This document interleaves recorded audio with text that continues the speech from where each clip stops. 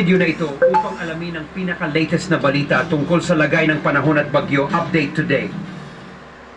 Sa ating latest satellite images, makikita natin yung dalawang weather system. Bagamat itong intertropical convergence zone ay halos nasa labas na ng Philippine Area of Responsibility, at ang naapektuhan nito ay yung bahagi ng Southern Mindanao, particular na itong ilang bahagi ng Soc-Sargen. Magdadala ito ng maulap na kalangitan na may mga pag-ulan, pagkilat, pagkulog, particular na sa ilang bahagi ng Soc-Sargen at sa lalawigan ng Davao Occidental. Samantala, itong easterlies o yung hangin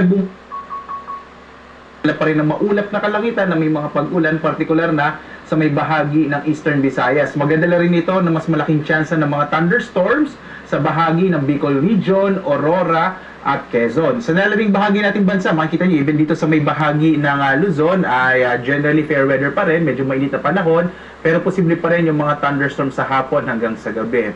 As of this moment po, wala pa rin tayong namomonitor na anumang low pressure area o bagyo sa loob at labas ng Philippine Area of Responsibility. So wala pa tayong namomonitor na bagyo na maaring pumasok sa loob ng Philippine Area of Responsibility. So medyo malit pa yung chance at least in the next 2 to 3 days na magkaroon tayo ng bagyo. At magbibigay tayo agad na update pag meron tayong namataan.